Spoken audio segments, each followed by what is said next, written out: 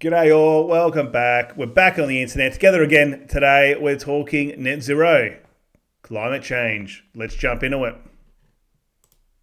Let's expose the climate policy con inflicted on this country. It is the single biggest drag on our economy, killing industries, thwarting investment, shedding jobs, increasing prices, hurting small businesses, pushing families to the brink, all for nothing. Okay, I think that's a really good point. At the end of the day, you think about, they say it's clean energy.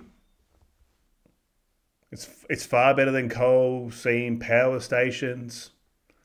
Nuclear is not an option because everyone's been frightened of that due to a few large-scale disasters probably over the last 50 years or 60 years. So everyone's now off that. It's on the nose, here in Australia anyway. Is it really that green, if you really think about it? So you've got, how does renewable energy get generated? Either you've got solar farms. So they have these horrible looking pieces of metal and other materials bolted into the ground. As far as I can see, that would have originally been countryside or farmland.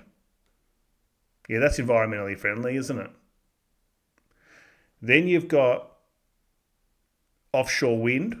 So what is offshore wind? Are those big wind turbines that have been set up in the ocean. And you can see them in certain places. If you go off the coast of Gippsland, I believe there are some in Victoria. They're these big monstrosities in the water, bolted in, damaging the natural habitat of the sea life to dig it all out. What you think they get there and it's all easily put in and no sea life is killed or no natural habitats are destroyed. And they got these huge turbines drilled very deep into the ground. Also, to operate those, I'm sure there would be some sort of pollution coming off those into the water. Then you've got the wind turbines that are, you can see them, they're quite frequent around, especially in rural areas. You got wind turbines scattering across what was formerly farmers' land. So the government's bought it out, or the government or investors on the behalf of the government have bought it out and developed these wind farms. These huge monstrosities, they're ugly. And once again, they had to dig up huge amounts of earth to get them in, putting these materials into the ground, which are not natural materials, which is affecting the climate. On top of that, they have to run hundreds of kilometers of large transmission lines to connect it all up. Same as in the ocean. So if you can tell me that's environmentally friendly to do that, I'd love to know why. You can put it in the comments. I think one of the main things that annoys people is that there's the amount of money that's being spent on it. And they're saying, yes, it's future-proofing Australia and Victoria and New South Wales. If you have a quick read about it all,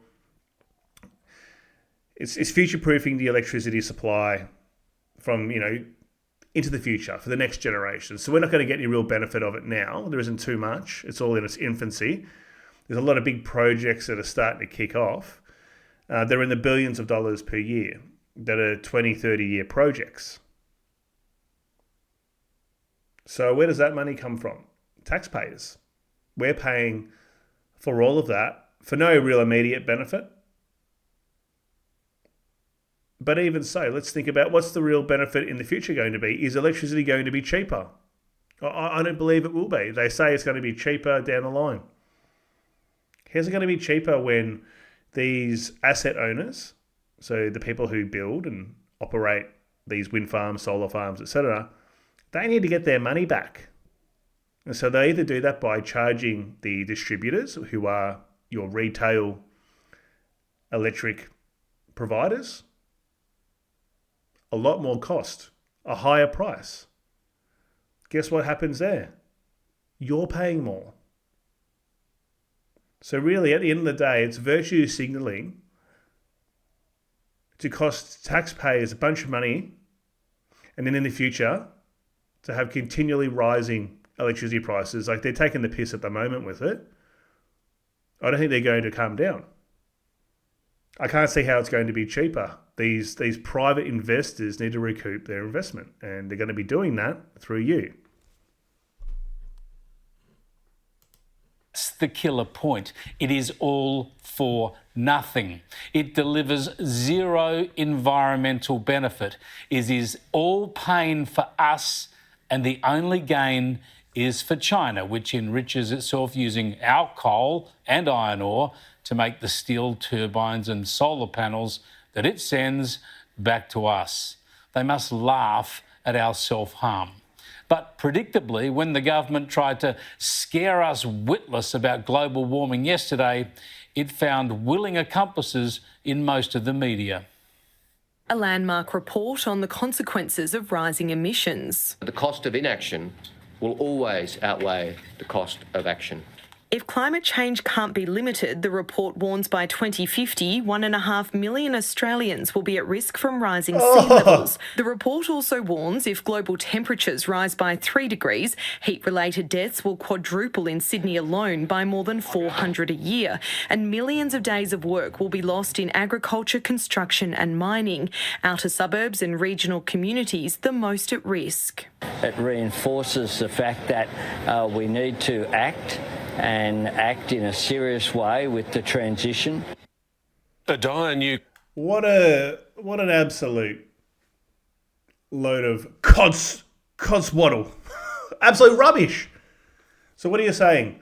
If we don't fully embrace everything electrical or using renewables, because they want to get rid of gas as well, they're trying to phase that out. If we don't prop that up, you Australians have got to go for housing. That was the headline because, Australians have a love affair with property and no one wants to think their house is under threat. 1.5 million Australians' houses will be underwater. So what deep impact the movie is going to happen? Is it Armageddon?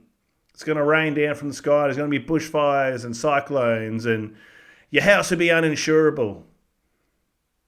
And your house value is going to plummet. That was one of the key points in the report. Gotta love it. What is it truly based on? Like how do you actually know what will happen if we don't do it? I'm not saying there aren't climate impacts to mass pollution, but I think the point I'm going to make here are what are we going to do about it? We are investing incredibly heavily into this. We are, i.e. the Victorian and Australian Labor government, but it's happening a lot in Victoria. It's very big here.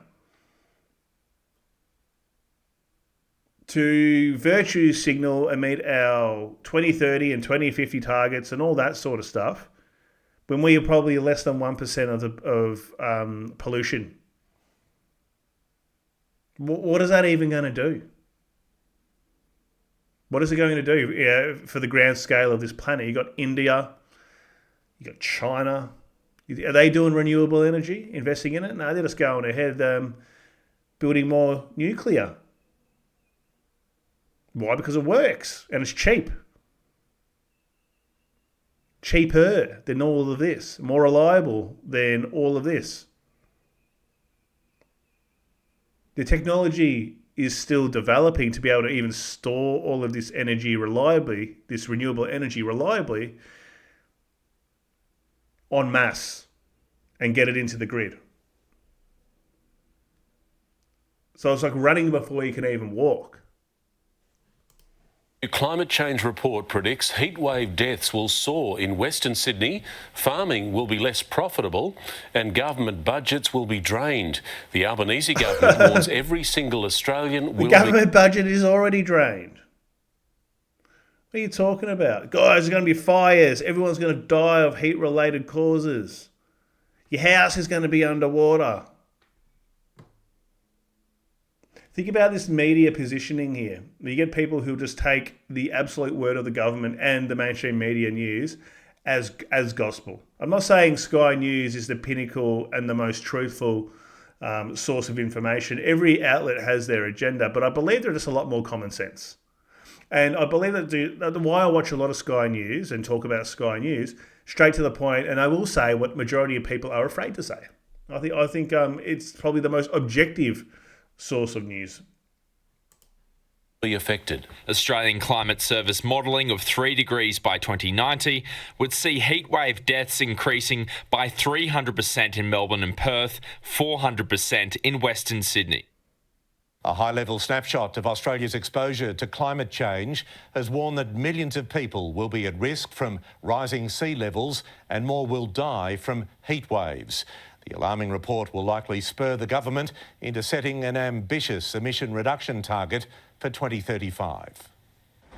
Scientists have long warned apocalyptic scenes like these in Black Summer 5 years ago will be more frequent. It's like a one-off black swan event. You know, these black swan fire, huge bushfires. This is going to happen all the time, guys. Try and scare you straight. Gotta love it. They're the most extreme stuff. Oh, there's going to be cyclones and hurricanes and tidal waves and erosion, and all your property is going to be 3 feet underwater. Country has a lot at stake. Yeah, we sure do have a lot at stake, and the threat is not the climate, but the reckless, dishonest and ideological policies of Chris Bowen there and the Albanese government. Just listen to this nonsense from the Prime Minister today. And I tell you what, Kieran, the cost of the floods, the algal bloom we're seeing in South Australia at the moment, the impact that's having on the seafood industry, the floods on the mid-north coast, the bushfires, the cyclones off the coast of the Gold Coast and New South Wales north coast. That's not a tropical area. So we know that climate change is having an impact. We know there's an economic cost to that as well as a human cost. They won't do a cost-benefit analysis. They won't level with us about the costs of action. So they... That's all I want to say. I'd love to see like a detailed modelling, economic and financial modelling exercise with some robust assumptions put in, high, medium and low cases. I want to see where does all this come from? Where's the transparency behind all of this apart from coal is bad? It's just, in my opinion, it's just a huge political move to do this. It's like Labor's, huge spend, renewable projects. Be interesting to see if Labor gets booted out, which they probably won't, in the next election. If Liberals get in, or whoever does get in, who knows, will stop this or go along with it. Pretend that we're already facing a high cost from inaction. This is utterly unscientific spin and lies. Not one of the events the PM mentioned is unprecedented. Not one can be attributed to climate change. No reputable scientist can say these events have not happened before, nor deny they will happen again. And even if these weather events were becoming more common, nothing that Australia does with its emissions can make any difference. Yet day after day we get alarmism and spin. This report is a reminder, if we needed one ever, that the cost of inaction will always outweigh the cost of action. This is Who came up with that? Okay, so what's the cost of action? Will you stay within budgets? No, it won't. That'll never happen. There'll be huge cost blowouts. Nothing ever stays to the forecasted project spend. But what's the cost of inaction? What's the financial ramifications? What's the analysis on, okay, if we were to keep coal or we got to go nuclear for electricity, what's the cost? What's the impact on cost in the future as opposed and in comparison to using solar farms and wind farms? What's the difference? I'd love to see that. But that sort of long-term commercial thought, I don't believe has been done. That analysis has not been done. It's just we're going to go with it because we feel a certain kind of way about it, and that's what we're doing.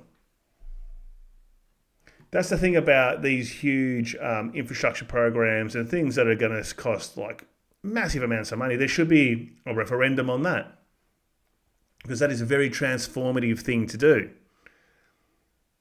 That should go to a vote. And I believe if it went to a vote, it'll probably be pretty close. But I think people would say no to net zero. For the most part, because people, at the end of the day, what are people more concerned about? Being able to survive. Being able to pay your bills. Gas, electricity, everything is up through the roof. Okay, what about if you used reverse cycle or electrically powered heating in winter? Your bills would have been through the roof. Through the roof. So I'm not saying I'm coming down with all this spend. Only way is up, in my opinion. Just a lie, a bald-faced political lie. It's also just an absurdity, a fallacy that insults the intelligence of voters. Because quite simply, there is no cost to inaction. The climate will do whatever it will do with or without climate action from Australia. That is just fact, cold, hard, scientific fact. Because we are only 1% of global emissions and falling, while global emissions are still growing strongly. 8 years ago, even our then chief scientist admitted that if we got rid of all our emissions to reduce global emissions by 1.3%, the impact on climate would be virtually nothing. His words, virtually nothing. And our emissions are a smaller share now, and global emissions have grown by billions of tonnes. Exactly right. So why are we penalising, i.e. we, the Australian government, people who are pushing this climate change stuff, pushing this renewable energy agenda, why are they penalising us? If they're going to do it, then they need to have some sort of accord that gets signed up by these major production economies, i.e. India and China and Thailand and all those places that are just manufacturing and polluting the planet 24 hours a day on a massive scale. They're not going to be doing that. They don't care about that. They care about business and making money. Even if we shut our country down and all left it, it would do precisely nothing to the climate. So inaction equals zero cost. If we do nothing, nothing changes. But the cost of action, what is that? How much do you think the government is spending on your behalf? How much are you paying in extra electricity prices? How much economic activity have we sabotaged already? The government never offers those figures. It is not interested in a cost-benefit analysis because it knows its ridiculous ideological net zero campaign would be exposed as a green left folly. So I don't think I could be. You can't say it any better than that, can you? I'm fully on board with this, dude. I'm not saying there is no climate change and all of that. What I'm trying to say is, what is Australia's footprint?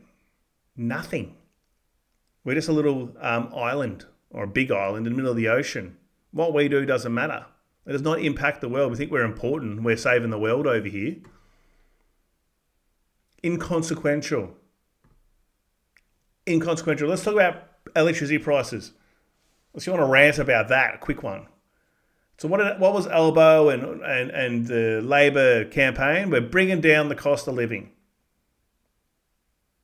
I'm paraphrasing or something along those lines. We're going to make sure housing is more expensive, They are going to make sure it's more expensive. They're going to make sure that more people can buy homes and that the housing pricings are more available. And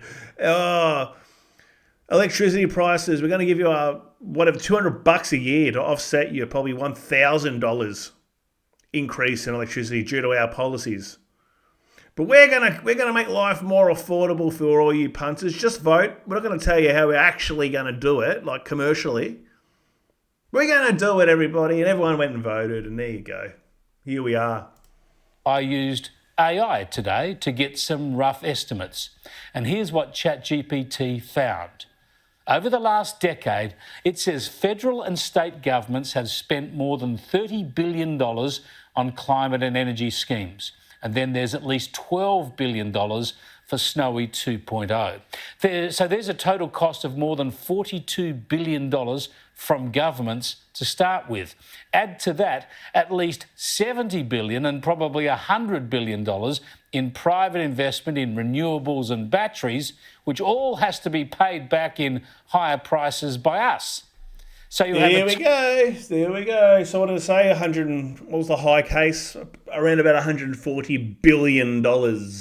Awesome. And we were not consulted about that.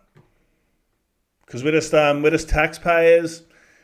Our opinion doesn't matter. Just shut up. Give us the money. All right, we'll tax you every way from Sunday on every single thing. Shut up. We're going to use your money to do what we want. Total cost over a decade of $110 to $145 billion for zero return. The cost-benefit analysis is easy. It's a cost of about $150 billion and rising steeply for zero benefit. Of course, most of the media simply ignores all these facts. They are complicit in the campaign of fear and lies. But ABC Radio in Sydney this morning took this inanity to a new level. Oh, here we go. So people say, G-Man, why don't you watch more other mainstream media networks? As I said, Sky has its place.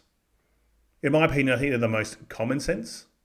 Now, some people hate Sky. I get it. All right, people watch what they want to watch. So I want to watch Sky, I'll watch it. ABC, SBS, biggest woke stations ever, pushing all sorts of stuff that I find is completely ridiculous. And I've watched a lot of their content and made videos on it if you want to go and check out my previous videos. But here we go. I want to see what they got to say here. Now, you might be thinking about what we as a planet can do about this, what we as a country can do about this, but what about you can do to manage this? Right here at home, right here in Sydney's suburbs. Seriously, changing the global climate one ABC backyard at a time. Well, go buy a Tesla or build your dreams. Everyone was all about Tesla. All the wokies love Tesla. Until they didn't like Mr. Elon. And I started burning them. Yeah, that was environmentally friendly. Yeah, let's buy some electric cars. Let's just do some rare earths mining with child slave labour in low socioeconomic countries. 5-year-old kids probably digging holes in the ground, picking up the lithium for your batteries with their bare hands probably. Oh yeah, let's just do that. Oh, he's just a little boy. You'll put him up down the put him in the tight mining chute and put him down there. Come on, get us some lithium. That's all about humanitarianism, isn't it? Absolute virtue signalling. I'm going to leave it there. I'm ranting a bit more. I'll put this original broadcast if you want to watch it. But give me your views. Give me your views on all this stuff we're doing here with this net zero and all this stuff that gets pushed down our throats all the time, and then this more recent climate scaring tactics that have been put out. I'd love to hear your thoughts on it. Once again, if you're new to the channel and you like my content, you made it to the end, consider subscribing, liking and sharing the video. That really helps me out. and hyping the video. If you swipe left or right, you can hype the video in the comments section if you're on a mobile device. Thank you very much for watching. See you tomorrow.